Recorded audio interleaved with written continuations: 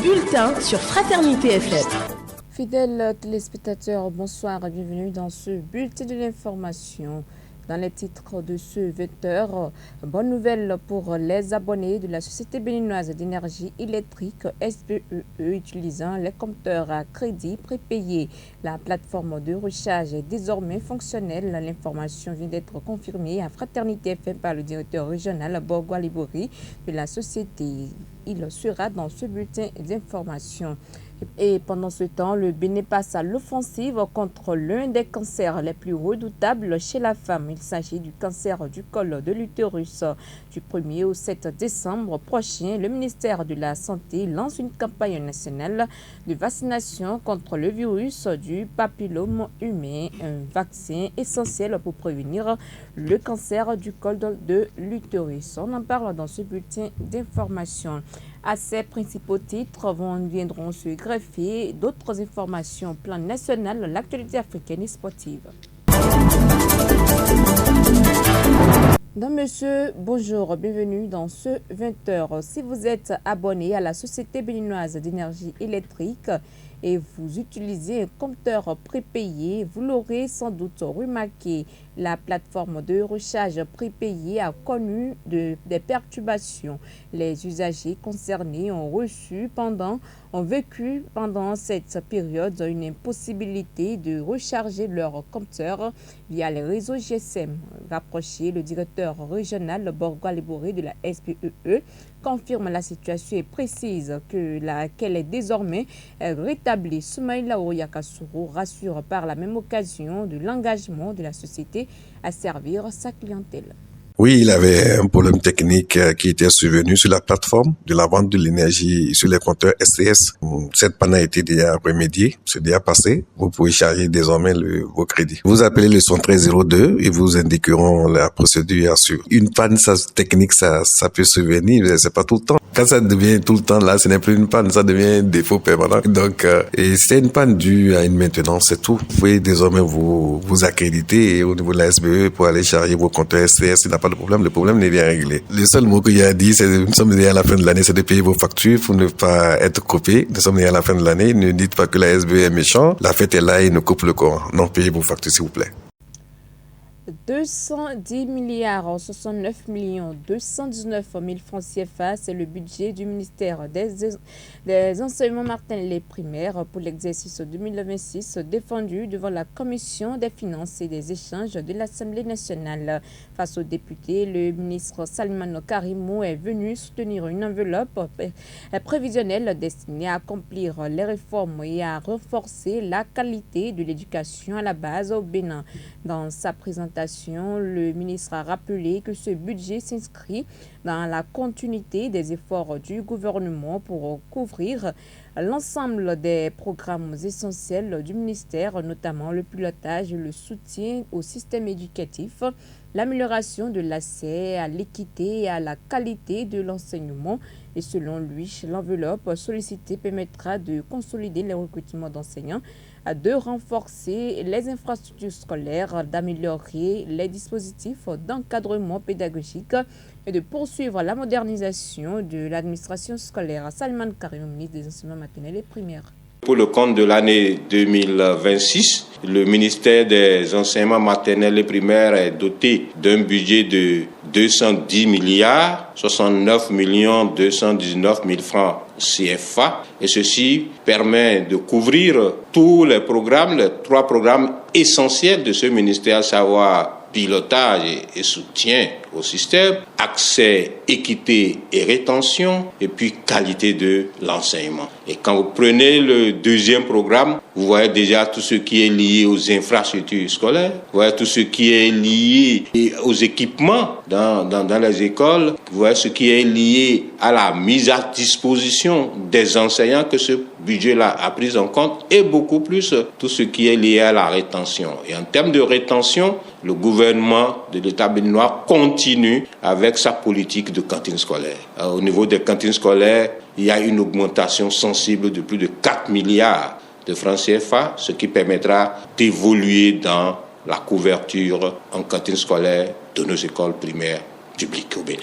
Globalement, les députés sont satisfaits de nos prévisions. Ils ont estimé que c'est des prévisions qui sont en arrimage avec les résultats attendus du ministère à travers les objectifs que nous avons fixés. Cependant, comme dans toute entreprise humaine, ils n'ont pas manqué d'avoir des préoccupations pour que nous puissions aller beaucoup plus en avant, donc améliorer ce qui se fait déjà. Quand je prends le volet, par exemple, des aspirants au métier d'enseignant, alors les députés sont revenus plusieurs fois sur la question de leur reversement, ce dont nous avons donné l'assurance comme quoi le gouvernement a pris cette décision et tout ce qui se fait jusqu'à aujourd'hui, c'est question de modalités et les modalités sous peu vont trouver leur compte et ils ne seront pas jetés à la poubelle ces enseignants aspirants qui ont donné le meilleur d'eux-mêmes pour garantir la qualité de l'enseignement au Bénin. Ils n'ont pas manqué également d'être intéressés par la question des cantines scolaires. Ils veulent que nous allions tout de suite là à 100%.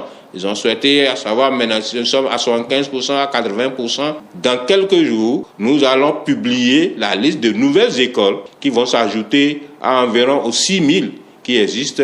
Et d'ici à là, comme nous avons promis, on sera à une couverture universelle. Bonne nouvelle pour la population béninoise. Le ministère de la Santé, avec l'appui de ses partenaires techniques et financiers, organise du 1er au 7 décembre prochain une campagne nationale de vaccination contre le virus de papillome humain pour les filles adolescentes âgées de 9 à 14 ans. Cette initiative vise à renforcer la prévention du cancer du col de l'utérus. En effet, le virus du papillome humain, en abrégé HPV, est la première cause de cancer du col de l'utérus qui demeure la 4e cause de décès par cancer chez la femme. La vaccination permet donc de protéger efficacement les filles contre ce fléau à vie. Le ministre rappelle que le vaccin sera administré gratuitement dans toutes les écoles primaires et secondaires et dans les lieux publics ciblés préalablement identifiés. Les parents, tuteurs, enseignants, leaders communautaires, autorités religieuses et traditionnelles sont invités à se mobiliser pour la réussite de cette campagne. Le ministre de la Santé rassure que le vaccin contre le virus du papillome humain est sûr, efficace et gratuit. D'une brève à une autre, 2 véhicules volés au Canada interceptés aux frontières béninoises. C'est le fruit de l'opération dénommée Screen 2025 menée par la police républicaine du Bénin. Au total, près de 18 000 personnes, 4 500 véhicules et une dizaine de navires ont été vérifiés. Parmi ceux-ci, 19 véhicules et 3 motos volées majoritairement en provenance du Canada sont interceptés.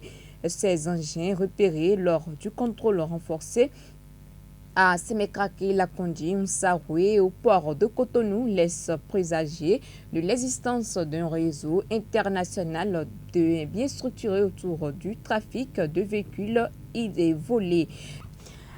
Rappelons que l'opération Screen cible les réseaux criminels internationaux qui représentent une menace pour la sécurité régionale. On retrouve à présent Georgette Omouibou-Sefima pour les informations internationales.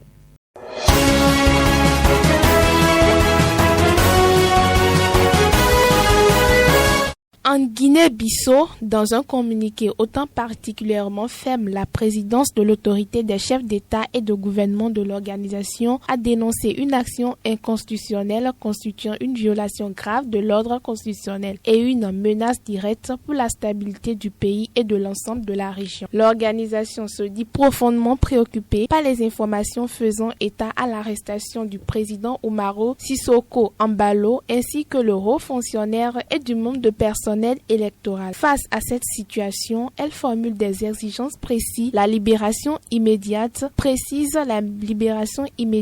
et inconditionnelle du chef de l'État déchu et de toutes les personnes arrêtées, des garanties de sécurité totale pour des détenus ainsi que la reprise sans délai du processus électoral sans obstruction ou interférence. Pendant ce temps, la décision de la Cour de justice d'Afrique de l'Est a sans surprise été accueilli froidement par les autorités kenyanes. Dans un communiqué, le ministre du Commerce a ainsi rappelé que l'accord passé avec Bruxelles était le moteur des exportations nationales en plein essor, soulignant aussi au passage le rôle clé joué par le pays pour promouvoir la coopération économique entre l'Afrique de l'Est et l'Union européenne. La suspension de l'accord crée de l'incertitude dans le milieu des affaires, a encore dénoncé Nairobi après avoir mis en avant le travail réalisé grâce à ce test tant en ce qui concerne l'accès au marché du vieux continent que la diversification des exportations nationales par exemple.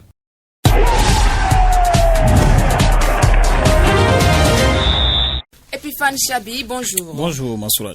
Cannes 2025, d'importantes précisions de la CAF pour les nations qualifiées. Oui, à un mois du coup d'envoi de la Coupe d'Afrique des Nations Total Énergie 2025 au Maroc, la Confédération africaine de football, la CAF, a communiqué une série de directives essentielles à l'attention des 24 équipes qualifiées. Hébergement, logistique, sécurité, médias, médical, visa, infrastructure, l'instance a fixé un cadre opérationnel strict destiné à assurer un déroulement optimal de la compétition. La CAF a rappelé que son unité Team Service sera l'interlocuteur unique des sélections pour toutes les opérations quotidiennes. Il faut préciser que les camps de base composés d'un hôtel et d'un site d'entraînement dédiés sont désormais définitifs et ne pourront faire l'objet d'aucune modification. Toutes les équipes devront également y résider du MD du 5 à 2 jours après donc leur élimination ou après la finale. Les 10 stades retenus pour rappel sont ceux de Rabat, de Casablanca, de Fès, Tanger, Marrakech et Agadir, ont tous fait l'objet de rénovation en 2025, de quoi rassurer donc un bon déroulement de la compétition. Ligue des champions, Mbappé s'ancre de plus en plus. Oui, Kylian Mbappé s'ancre de plus en plus dans la Ligue des champions hier après avoir marqué 4 buts contre l'Olympiakos. Le Real de Madrid de Xavi Alonso, pour rappel, a remporté une victoire difficile sur le terrain d'un Olympiakos. Ce succès a été porté par un Kylian Mbappé exceptionnel, auteur des 4 buts de son équipe lors de ce match de la saison 2025-2026. Après plusieurs rencontres plus discrètes, l'attaquant français a signé une performance majuscule. Son spectaculaire quadruplé le confirme comme la star incontestée de l'équipe merengue et lui permet d'écrire donc une nouvelle page de son histoire dans la compétition. Grâce à ses 4 buts, le natif de Bondy porte son total à 9 réalisations dans l'actuelle édition de la Ligue des Champions.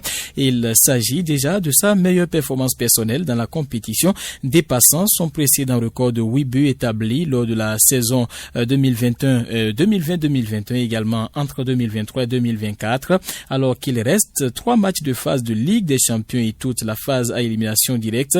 Il est en bonne voie pour améliorer considérablement cette marque. Voilà qui vient mettre un terme à ce but de l'information que j'ai le plaisir de vous présenter. Merci de nous avoir suivis. Le prochain rendez-vous, c'est pour demain, même canal. D'ici là, portez-vous bien.